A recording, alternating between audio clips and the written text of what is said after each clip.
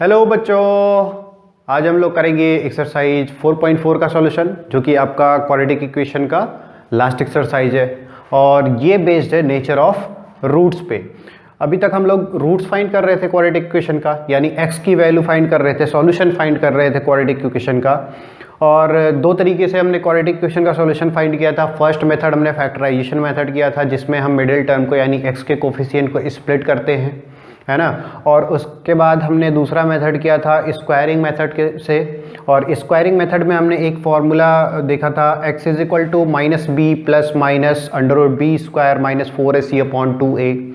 और इसी फॉर्मूले से हम डेराइव करते हैं, यानी हम फाइंड करते हैं कि कोई भी रूट वैलिड है या नहीं वैलिड है, यानी रियल रूट मिलेगा या नॉन रियल रूट मिलेगा। ओके, तो ये वाला एक्सरसाइज जो आपका 4.4 है वो नेचर ऑफ रूट्स पे बेस्ड है, यानी रूट कैसे मिलेंगे किसी भी क्वाड्रेटिक इक्वेशन के, उसी पे बेस्ड है। तो नेचर ऑफ रूट्स देख लेते हैं, कौन कौन से नेचर होते हैं रूट्स के, और रूट्स कैसे मिलते हैं हमें, किस किस फॉर्म में मिलते हैं, इक्वल कब मिलते हैं, कब अनइक्वल मिलते हैं, कब रियल मिलते हैं, कब नॉन रियल, यानी कोई भी वैलिड सॉल्यूशन आपको रियल वैलिड सॉल्यूशन नहीं मिलता है। ओके, तो ये हमारी जनरल इक्वेशन थी, एक quadratic equation, x square plus b x plus c equal 0। और x की वैल्यू बच्चों हमने क्या फाइंड कर लिया था, यहाँ से हमने x की वैल्यू फाइंड कर ली थी minus b plus minus under root b square minus 4ac upon 2a। ठीक है, अब आप इस x की वैल्यू में जब सॉल्यूशन कर रहे थे तो आपको दो डिस्टिंक्ट वैल्यूज मिल रही थी x की, x1 x2 जिसे हमने कह दिया। अब इस x1 x2 में क्या डिफरेंट था, यहाँ पे जो एक बार प्लस साइन हमने लिया था तो एक रूट मिल गया था, यानी फर्स्ट रूट मिल गया था, और यहाँ पे जो साइन माइनस है वो वाला माइनस साइन हमने लिया था, यहाँ पे केवल माइनस साइन होगा, ये माइनस साइन हमने लिया था, तो ये आपको एक दूसरा सेकेंड रूट मिल गया था। ठीक है, तो यहाँ पे जो रूट्स डिफरेंट मिलेंगे, दो डिफरेंट रूट्स जो मिल रहे थे वो किसकी वजह से मिल रहे थे, इसी टर्म की वजह से मिल रहे थे, यानी यही फैक्टर जो इसमें है under root b square minus 4ac, इसी के डिफरेंस की वजह से ये एक बार ऐड हो रहा था न्यूमरेटर में तो हमें एक अलग रूट मिल रहा था, और अगर ये सब्ट्रैक्ट हो रहा था हमें दूसरा रूट मिल रहा था, है ना। तो अगर बी स्क्वायर माइनस 4ac की वैल्यू हमें जब पॉजिटिव मिल रही थी तो हम कह रहे थे कि यहाँ पे आपको रूट निकालने के बाद एक रियल वैल्यू मिलेगी। लेकिन जब रूट में वैल्यू निगेटिव मिल रही थी, तो रूट में वैल्यू आपको पता है जब भी निगेटिव होती है, यानी इस तरीके से हम लिख दें अंडर रूट माइनस 36, है ना, तो ये किसी भी रियल वैल्यू या नेचुरल नंबर का स्क्वायर नहीं हो सकता। किसी भी नंबर का जब आप स्क्वायर करते हैं तो पॉजिटिव मिलता है, यानी किसी भी निगेटिव नंबर का स्क्वायर रूट नहीं फाइंड कर सकते, यानी किसी भी नंबर का स्क्वायर कभी निगेटिव होता ही नहीं, तो स्क्वायर रूट कैसे फाइंड कर सकते हैं, है ना। तो ये एक रियल वैल्यू नहीं थी, इसलिए हम क्या बोल रहे थे कि यहाँ से अगर हमें रूट में जो भी वैल्यू मिल रही है वो निगेटिव मिलती है तो हमें कोई भी रियल सॉल्यूशन नहीं मिलता है। इसका मतलब ये कि जो बी स्क्वायर माइनस 4ac की वैल्यू जब भी कभी पॉजिटिव मिलेगी तभी हमें एक रियल वैल्यू मिलेगी। तो रियल वैल्यू के लिए क्या कंडीशन हो गई, रियल वैल्यू के लिए कंडीशन हो गई if b square minus 4ac is greater than 0। अगर 0 से ग्रेटर होगा यानी पॉजिटिव वैल्यू मिलेगी तो हमें रियल सॉल्यूशन मिलेगा, और रियल सॉल्यूशन मिलने के साथ साथ अगर न्यूमरेटर में हम इसके स्क्वायर रूट को ऐड करेंगे तो एक सॉल्यूशन x1 मिल जाएगा, यानी कुछ डिफरेंट रूट मिलेगा, और x2 आपका x1 से डिफरेंट रूट मिलेगा जब आप सब्ट्रैक्ट कर देंगे। और इसका मतलब ये कि जब b square minus 4ac greater than 0 होगा तो हमें रियल और अनइक्वल रूट्स मिलने वाले हैं। लेकिन सेकेंड कंडीशन आप देखिए, अगर बी स्क्वायर माइनस 4ac 0 के इक्वल हो जाएगा, तो जब बी स्क्वायर माइनस 4ac 0 के इक्वल हो जाएगा, यानी ये वाला आपका जो रूट वाला टर्म है वो तो डिसअपियर हो गया, और जो रूट वाला टर्म है अगर डिसअपियर हो गया तो दोनों रूट्स x1 और x2 में कोई डिफरेंस नहीं रह गया, दोनों ही रूट्स क्या हो गए minus b upon 2a minus b upon 2a। तो आपको क्या मिल जाएगी यहाँ पे, रियल रूट्स तो मिलेंगे, लेकिन कैसे रूट मिलेंगे, इक्वल रूट मिलेंगे, दोनों ही रूट इक्वल होंगे। और थर्ड वाली कंडीशन आपको पता है, थर्ड वाली कंडीशन में b square minus 4ac is less than equal to less than 0। तो लेस देन 0 होने का मतलब बी स्क्वायर माइनस 4ac की वैल्यू नेगेटिव है, और नेगेटिव वैल्यू कभी भी किसी भी नेचुरल नंबर या किसी भी रियल वैल्यू का स्क्वायर तो होता नहीं है। अब जब स्क्वायर नहीं होता है तो इसका मतलब स्क्वायर रूट भी नहीं फाइंड कर सकते, और स्क्वायर रूट नहीं फाइंड कर सकते इसका मतलब नॉन रियल रूट्स मिलेंगे, हमें कोई भी रियल रूट्स नहीं मिलेंगे, है ना, कोई भी रियल वैल्यू रियल नंबर हमें यहाँ पे नहीं मिलने वाला है। और ये सारी कहानी, ये सारी रूट्स की, ये जो डिफरेंट रूट्स मिल रहे हैं, ये सब कुछ डिफरेंशिएशन किसकी वजह से आ रहा है, डिस्टिंक्शन किसकी वजह से आ रहा है, इसी under root b square minus 4ac यानी बी स्क्वायर माइनस 4ac के वैल्यू पे, है ना। इसकी वैल्यू कैसी है, पॉजिटिव है, नेगेटिव है, जीरो के इक्वल है, इस पर डिपेंड कर रही है। इसीलिए बी स्क्वायर माइनस 4ac का जो टर्म है इसे हम डिस्क्रिमिनेशन कहते हैं, और डिस्क्रिमिनेंट कहते हैं, एक्चुअली डिस्क्रिमिनेशन नहीं कहते हैं, डिस्क्रिमिनेंट, है ना। डिस्क्रिमिनेशन नहीं करना है, किसी भी रूट्स में डिस्क्रिमिनेशन नहीं करना, ऊंच नीच का भेदभाव नहीं करना है, तो डिस्क्रिमिनेंट कहते हैं। एंड डिनोटेड एज डी, और इसे कैसे डिनोट करते हैं, डी से, कैपिटल डी से डिनोट करते हैं, और इसकी वैल्यू क्या हो जाएगी, बी स्क्वायर माइनस 4ac। यही तो क्या है, यही आपका डिस्क्रिमिनेंट है, ठीक है। तो ये आपका डिस्क्रिमिनेंट की वैल्यू हो गई। तो आते हैं क्वेश्चन नंबर 1 पे। एक्सरसाइज 4.4 के क्वेश्चन नंबर 1 को सॉल्व करते हैं। Exercise 4.4 question number 1। Question number 1 में कहा गया बच्चों, find the nature of roots of following quadratic equation if the real roots exist, find them. Nature find करना है, सबसे पहले हम नेचर फाइंड करेंगे, और अगर हम देखेंगे कि रूट्स एग्जिस्ट कर रहे हैं, यानी बी स्क्वायर माइनस 4ac की वैल्यू या तो पॉजिटिव आ रही है, जीरो की इक्वल आ रही है, तो उस केस में रियल रूट्स मिलने लगेंगे, और रियल रूट्स मिलेंगे तो हमें फाइंड करना होगा कि रूट्स कौन कौन से होंगे। तो क्वेश्चन नंबर फर्स्ट में फर्स्ट पार्ट यानी फर्स्ट इक्वेशन आपको दी गई है, 2x square minus 3x plus 5 equal 0, है ना, ये दी गई इक्वेशन। अब यहाँ से हमें अगर d फाइंड करना है, डिस्क्रिमिनेंट, तो ये क्या होगा, d is equal to b square minus 4ac, है ना। यहीं से तो नेचर ऑफ रूट फाइंड कर सकते हैं, पता चलेगा। तो b स्क्वायर की वैल्यू, यानी b क्या है यहाँ पे, b की वैल्यू -3 है, तो -3 का स्क्वायर कर लिया। -4 इंटू a की वैल्यू क्या है, 2 है, c की वैल्यू 5, है ना। अब a b c की वैल्यू तो आप डायरेक्ट ऐसे फाइंड कर सकते हो, अब a b c यहाँ पे लिखने की रिक्वायरमेंट तो है नहीं। ये क्या होगा आपका, -3 का स्क्वायर करेंगे तो +9 हो जाएगा, स्क्वायर करने के बाद वो प्लस हो जाएगा। -4 इंटू 2 इंटू 5 क्या होगा, 4 2 8, 8 5 40, है ना, 40 मिल गया। अब यहाँ पे देखो आपको मिल गया -31, तो d की वैल्यू क्या मिल गई, d की वैल्यू मिल गई -31, that is d is less than 0, है ना। B square minus 4ac is less than 0। अगर बी स्क्वायर माइनस 4ac 0 से स्मॉलर है तो आपको कोई भी रियल रूट्स मिलेंगे नहीं, so we don't get any real roots, so non real roots मिलेंगे, है ना। और नॉन रियल रूट्स तो हमें फाइंड करना नहीं है, हमें तो रियल रूट्स फाइंड करने। सेकेंड इक्वेशन में आते हैं। सेकेंड इक्वेशन आपकी क्या दी गई है, second equation is 3x square -4 root 3x plus 4, है ना, इक्वल 0। अब d की वैल्यू फाइंड करो। देखो रूट से घबराना ही नहीं, मैं पहले से कहता हूँ, रूट और फ्रैक्शन से घबराना ही नहीं, आपको जो मेथड कहा गया फॉलो करने के लिए आप उसको फॉलो करिए बस, और d की वैल्यू फाइंड करिए फॉलो करते हुए। तो b का स्क्वायर करें, चलो फॉर्मूला लिख लेते हैं, बी स्क्वायर माइनस 4ac, और b का स्क्वायर करेंगे, b क्या है, -4 रूट 3, ये हो गया -4 रूट 3, आप स्क्वायर कर दो इसको बस। -4ac, a की वैल्यू कितनी है 3, और c की वैल्यू कितनी है 4, -4। अब 4 का स्क्वायर करो, 4 4 16, चलो दो बार लिख के ऐसे सॉल्व कर लेते हैं। 4 रूट 3 माइनस है, और यहाँ पे -4 root 3 into 4 into -4 into 3 into 4, ठीक। अब इसको सॉल्व करो, 4 4 16, और रूट 3 इंटू रूट 3 क्या मिलेगा आपको, 3 मिलेगा। 16 में 3 का मल्टीप्लीकेशन करेंगे तो क्या मिलेगा, 16 3 48, और माइनस माइनस आपका क्या हो जाएगा, प्लस हो जाएगा। -4 4 16, 16 3 48, तो 48 इक्वल हो गया किसके, जीरो के, यानी d की वैल्यू 0 हो गई। अगर d की वैल्यू 0 हो गई तो रूट फाइंड करने पड़ेंगे, है ना। अब रूट फाइंड करने हैं तो रूट क्या होंगे इसके, x is equal to -b plus minus under root b square minus 4ac, और b स्क्वायर माइनस 4ac की वैल्यू तो फाइंड कर चुके हो, तो वहाँ पे कुछ करना नहीं है।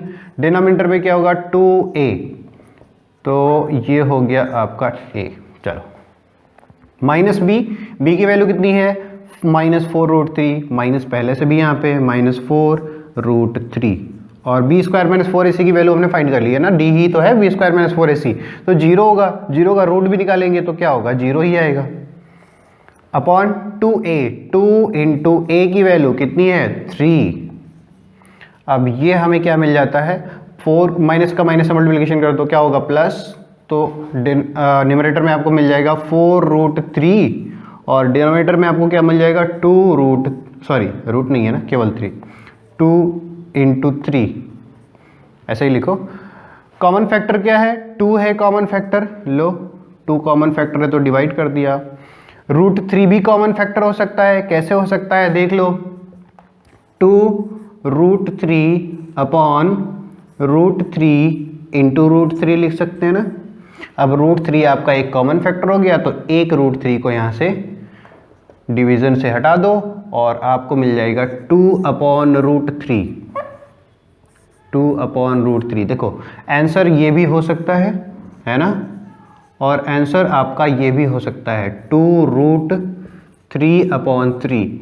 देखो अब यहाँ पे डिफरेंस क्या है, डिफरेंस कुछ नहीं है, नंबर तो वही है, सॉल्व करने के बाद सेम आपको नंबर मिलेगा, लेकिन हम प्रेफर करते हैं कि जो रूट वाली वैल्यू है, स्क्वायर रूट में जो वैल्यू है वो न्यूमरेटर में हो, है ना।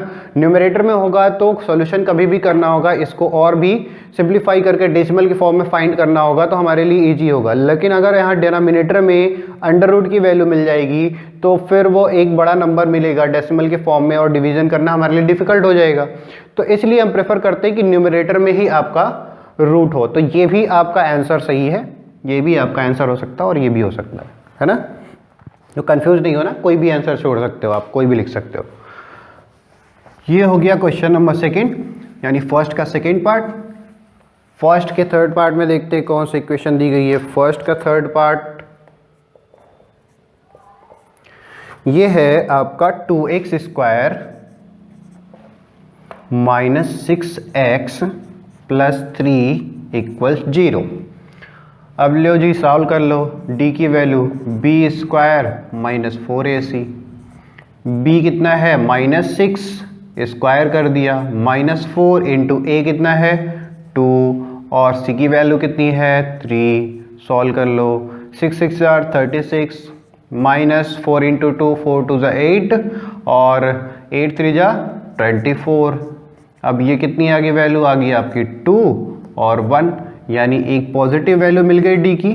अब d की वैल्यू आपको मिल गई है 12, तो हमें सॉल्यूशन फाइंड करना होगा। तो x की वैल्यू फाइंड करते हैं, x की वैल्यू, हाँ यहाँ पे ना क्वेश्चन नंबर सेकंड में आप देख लीजिएगा, यहाँ पे जो वैल्यू मिली है ना 2√3/3, ये 2 टाइम्स आएगी x की यही वैल्यू, यानी x1 की भी वैल्यू 2√3/3 और x2 की भी वैल्यू 2√3/3, क्योंकि d की वैल्यू 0 के इक्वल है ना। अगर d की वैल्यू 0 के इक्वल है तो इक्वल रूट्स मिलेंगे। अब देखिए यहाँ पे d आपका पॉजिटिव मिल गया। x के लिए सॉल्व करते हैं, माइनस b कितना है -6 प्लस माइनस √d होगा, यानी √b square minus 4ac √d होगा, और d की वैल्यू आपकी कितनी है 12, तो डायरेक्टली √12 लिख दे, अपॉन 2a और a की वैल्यू आपकी 2 है, माइनस माइनस प्लस हो जाएगा दैट इज 6 प्लस, अब √12 को फैक्टराइज करो, 12 को फैक्टराइज करो क्या होगा 2 2 4 3 12 अपॉन 2 2 4। अब इसको सॉल्व करो, 6 प्लस माइनस 2 बाहर आ जाएगा ना रूट से, √3/4। अब न्यूमरेटर में आप 2 कॉमन ले सकते हो, यानी न्यूमरेटर से 2 और डिनोमिनेटर से 2 कॉमन फैक्टर्स हो गए, यानी 2 से आप न्यूमरेटर डिनोमिनेटर दोनों में डिवीजन कर दो। ये क्या हो जाएगा 3 प्लस माइनस √3/2। तो x की क्या क्या वैल्यू मिलेगी, x की वैल्यू एक बार हमें मिलेगी 3 प्लस √3/2 और दूसरी बार हमें क्या मिलेगी, दूसरी वैल्यू क्या मिलेगी, दूसरा रूट क्या मिलेगा 3 माइनस √3/2, है ना। ये मिल गए हमें रूट्स। तो ये हो गया क्वेश्चन नंबर 1, हमें लगता हो ही है क्वेश्चन नंबर 1 हो गया। ओके, अब क्वेश्चन नंबर 2 का सॉल्यूशन करते हैं। क्वेश्चन नंबर 2 में बच्चों कहा गया find the value of k for each of following quadratic equations so that they have two equal roots. अब इक्वल रूट इन्होंने पहले कह दिया कि जो इक्वेशन हमने दे रखी है इन इक्वेशंस के रूट्स कैसे हैं, इक्वल है। अगर रूट्स इक्वल हैं तो बताइए क्या होगा, यानी d की वैल्यू क्या होगी, पॉजिटिव होगी, जीरो होगी या निगेटिव होगी। ऑब्वियसली क्या होगी, जीरो होगी। जीरो होगी d की वैल्यू, तभी तो दोनों रूट्स में कोई डिस्क्रिमिनेशन नहीं होगा। कोई डिस्क्रिमिनेशन नहीं है यानी दोनों रूट इक्वल है। ओके, तो ये हो गया आपका क्वेश्चन नंबर 2। और 2 में फर्स्ट वाली इक्वेशन के लिए k की वैल्यू फाइंड करते हैं। फर्स्ट वाली इक्वेशन आपकी दे रखी है 2x square plus kx plus 3 equal 0, यही कहा गया। इफ टू रूट्स और if roots of equation are equal, अगर दोनों रूट्स इक्वल होंगे then d is equal to 0, that is b square minus 4ac equal 0, है ना। अब इस इक्वेशन से हम लोग k की वैल्यू फाइंड करेंगे।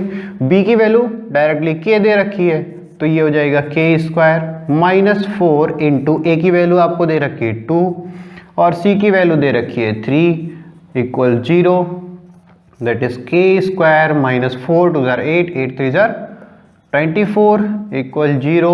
सो k square equals 24, k equals under root 24 और इसको फैक्टराइज करो आप, क्या होगा, ये होगा under root 2 into 2 into 2 into 3, है ना, ये हो जाएगा।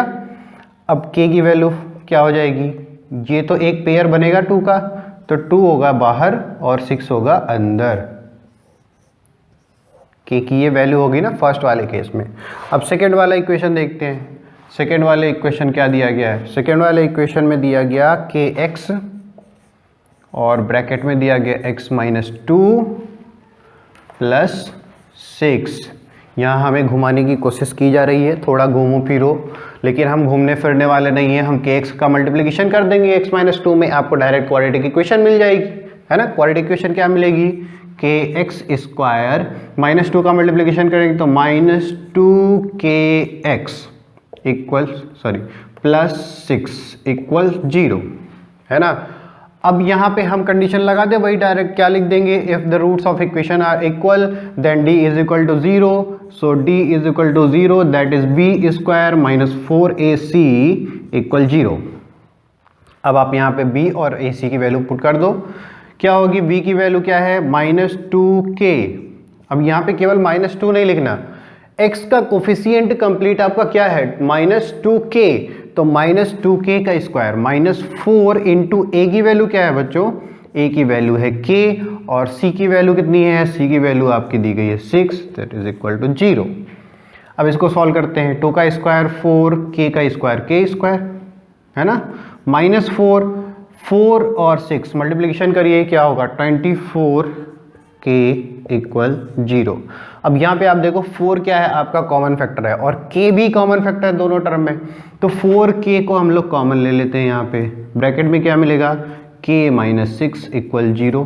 तो k की आपकी 2 वैल्यू आएगी।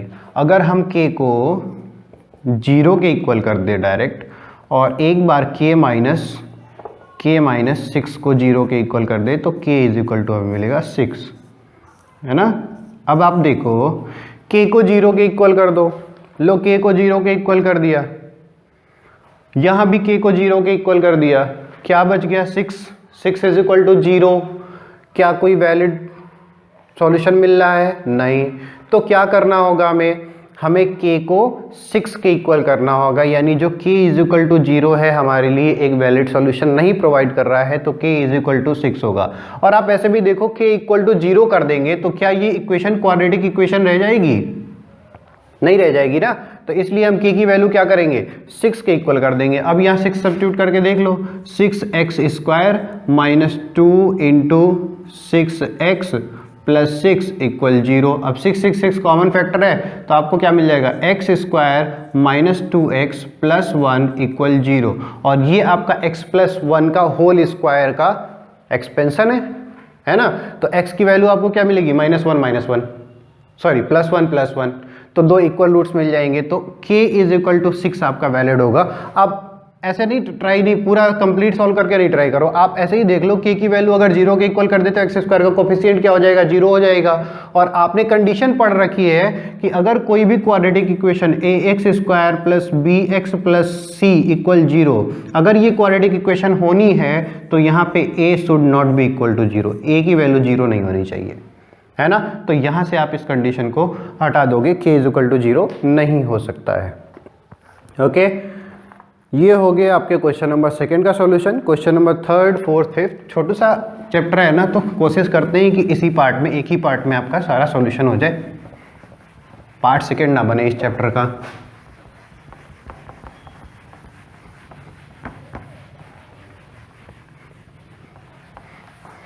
चलो question number 3, question number 3, third question में कहा गया, is it possible to design a rectangular mango grove whose length is twice its breadth and area is 800 square metre, so if so find its length and breadth. अब देखो, जो भी condition दी गई है, इस कंडीशन पे बेस्ड हम लोग इक्वेशन तो बना लेंगे, लेकिन अगर इक्वेशन का रियल सॉल्यूशन मिलता है तो कंडीशन पॉसिबल होगी, और कंडीशन अगर रियल सॉल्यूशन नहीं मिलता है तो कंडीशन पॉसिबल नहीं होगी, बस इतना करना। और कंडीशन अगर पॉसिबल है, ऐसा कुछ भी डिजाइनिंग पॉसिबल है, तो हम क्या करेंगे, बस उसके रूट्स फाइंड कर लेंगे, यानी x की वैल्यूज फाइंड कर लेंगे, ठीक है। तो लेंथ और ब्रेड्थ हमें मिल जाएगी। अब देखते हैं, रेक्टेंगुलर मैंगो ग्रोव है, कंसिडर कर लेते हैं, this is a rectangular mango grove, है ना, और whose length is twice its breadth, breadth consider कर लेते हैं x है, तो लेंथ आपकी क्या हो जाएगी 2x, and the area is 800 metre square, ठीक है। एरिया कितना है 800 मीटर स्क्वायर, और आपको पता है एरिया ऑफ रेक्टेंगल कितना होता है, area of rectangle, area of rectangle equals, multiplication कर देते हैं L इंटू बी, है ना, लेंथ इंटू ब्रेड्थ करते हैं, तो length into breadth that is 2x into x, और ये एरिया किसके इक्वल दी गई है, ये एरिया इक्वल दी गई है आपको, this is 800 metre square, okay 800 metre square, this is 800। तो आप यहां से फाइंड करो 2x square is equal to 800, x square is equal to 400, और x की वैल्यू आपकी क्या हो जाएगी √400, ठीक है। अब x की वैल्यू आप फाइंड कर दो, क्या हो जाएगी 20, है ना। इसको सॉल्व कर सकते हो आप, क्या कर लो, यहाँ पे आप कर लो 2 × 2 × 2 × 2 × 5 × 5, यही होगा। देखो सिंपल वे, 400 का क्यों करोगे फैक्टराइजेशन, आप करो 4 का और 100 का, 100 का फैक्टराइजेशन आपको पता है ये होता है, और 100 को भी कैसे कर सकते हैं 10 × 10, 10 × 10 किया, 10 क्या होगा 2 × 5 और 2 × 5, और 4 का क्या हो जाएगा 2 × 2, हो गया 400 का फैक्टराइजेशन, ओके। अब ये हो गया आपका x इज इक्वल टू 20, तो यहाँ पे आपका शॉर्टर लेंथ यानी ब्रेड्थ जो हो जाएगा 20 मीटर, और लेंथ क्या हो जाएगा 40 मीटर, तो पॉसिबल है, ठीक है। x की वैल्यू लेंथ ब्रेड्थ भी फाइंड कर ली। थर्ड क्वेश्चन हो गया, फोर्थ क्वेश्चन पे आते हैं।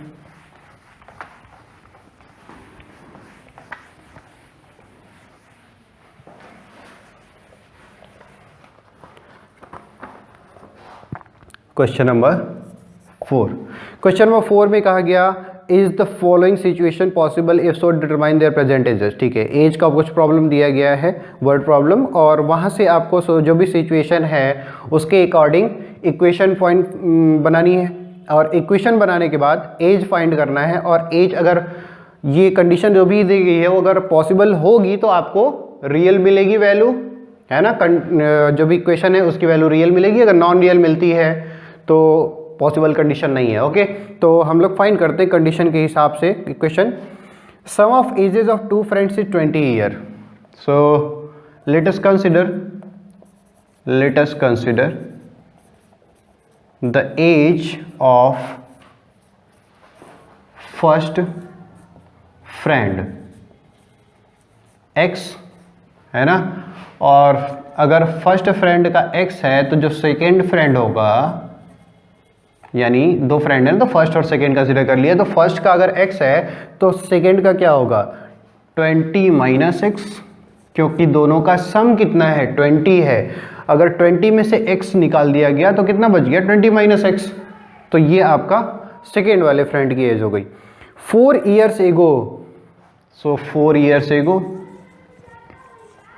4 साल पहले, 4 years ago there was a king, no king was, there was not a king, there was 2 friends जिसकी एज क्या थी 4 ईयर्स एगो, क्या थी फर्स्ट के लिए x माइनस 4 और सेकेंड के लिए 20 माइनस एक्स माइनस 4, है ना। 4 ईयर्स एगो ये एज हो जाएगी, तो ये हो जाएगा 16 माइनस एक्स। तो दोनों फ्रेंड्स की एज क्या होगी 4 ईयर्स एगो x माइनस 4 और 16 माइनस एक्स।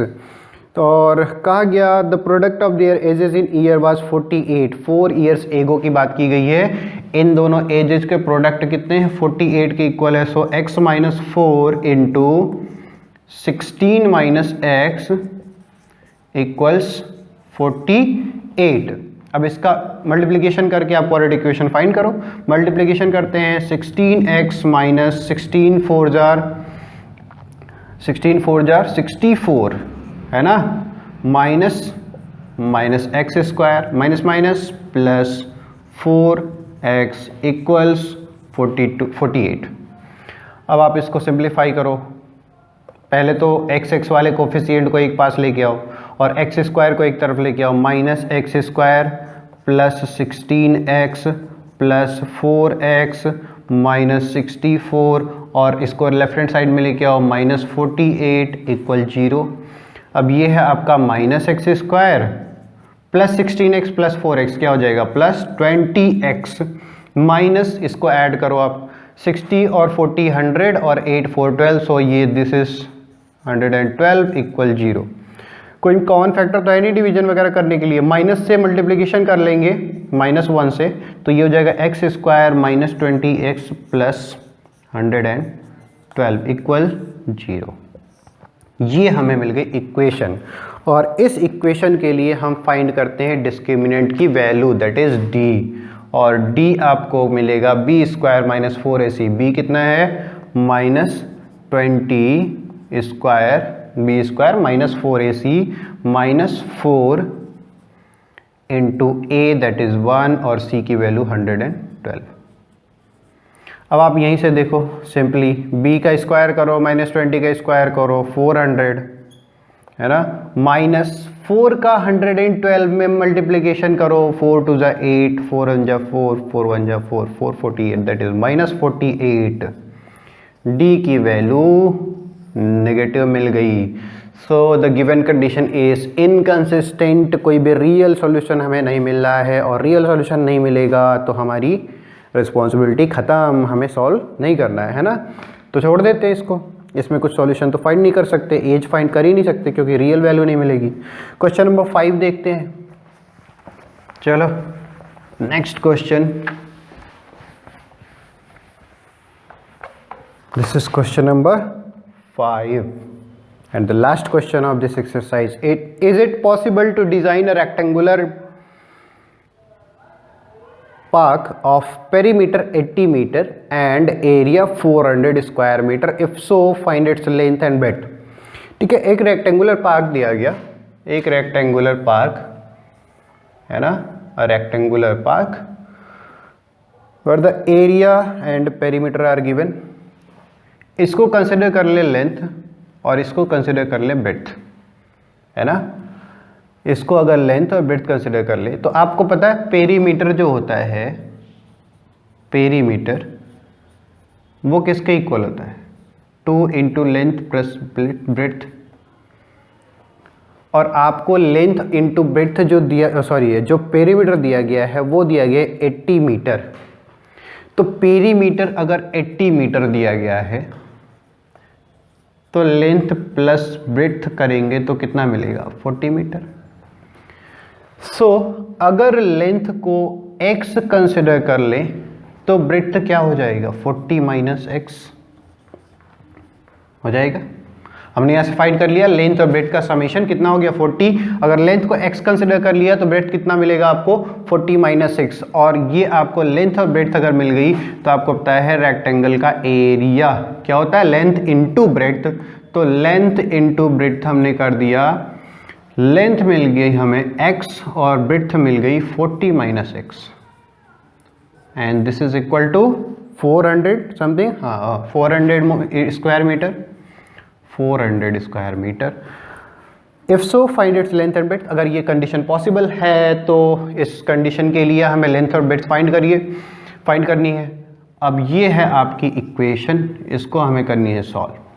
मल्टीप्लिकेशन करते हैं 40 का, दिस इज 40x, ब्रैकेट का मल्टीप्लिकेशन करते हैं इसमें, 40x minus x square equals 400। अब आप इसको सॉल्व करो, ये हो जाएगा minus x square plus 40x minus 400 equal 0। अब इसका -1 से मल्टीप्लिकेशन कर दो, स्टैंडर्ड फॉर्म मिल जाए, x square minus 40x plus 400 equal 0। तो b यहाँ पे आप d की वैल्यू फाइंड करो, डिस्क्रिमिनेंट की value, d is equal to b square minus 40 square minus 4a into c, a की वैल्यू 1 है और c की वैल्यू 400, तो 4 into 1 into c that is 400। और यहाँ पे 40 का स्क्वायर करें, 40 का स्क्वायर 1600, माइनस तो यहाँ पे होगा नहीं, स्क्वायर होने के बाद पॉजिटिव ही आएगा, माइनस 400 का 4 से मल्टीप्लाई करेंगे, ये भी हो जाएगा आपका 1600। तो ये मिल गया 0, और डिस्क्रिमिनेंट की वैल्यू 0 मिलती है तो दो इक्वल रूट्स मिलते हैं, यानी रूट्स हमें फाइंड करने होंगे। तो x की वैल्यू हमें फाइंड करनी है किस इक्वेशन के लिए, इस इक्वेशन के लिए, है ना। अब x की वैल्यू फाइंड करते हैं, minus b, so minus of minus b, sorry minus of minus 40 plus minus under root d, और डी की वैल्यू मिली 0, तो यहाँ पे आप लिख लो plus minus 0 upon 2 into a, और ए की वैल्यू है 1, सो दिस इज 2, और x की वैल्यू हमें मिल जाएगी यहाँ plus 40 upon 2 that is 20 metre. x की वैल्यू मिल गई 20 मीटर। अगर x 20 मीटर है तो लेंथ कितना होगा 20 मीटर, और ब्रेड्थ कितना होगा, ये भी होगा 20 मीटर। यानी जो भी कंडीशन आपको दी गई है ना क्वेश्चन में, वो कंडीशन एक स्क्वायर के लिए है। So square is also a type of rectangle, है ना। रेक्टेंगल का ही एक टाइप है जिसमें सारे साइड्स इक्वल हो जाएंगे, यानी लेंथ और ब्रेड्थ इक्वल हो जाते हैं। तो ये कंडीशन जो भी दी गई है स्क्वायर के लिए। So this is the solution for exercise 4.4। इसमें जो भी क्वेरी होगी आप कमेंट सेक्शन में बता सकते हो, जो भी क्वेश्चन होंगे या जो भी प्रॉब्लम होगी कमेंट सेक्शन में आप कमेंट करके बताइए। वीडियो को लाइक कर दीजिएगा और ज़्यादा से ज़्यादा शेयर करिए, चैनल को सब्सक्राइब करिए जो लोग नए हैं इस चैनल पे। Okay, bye bye, take care.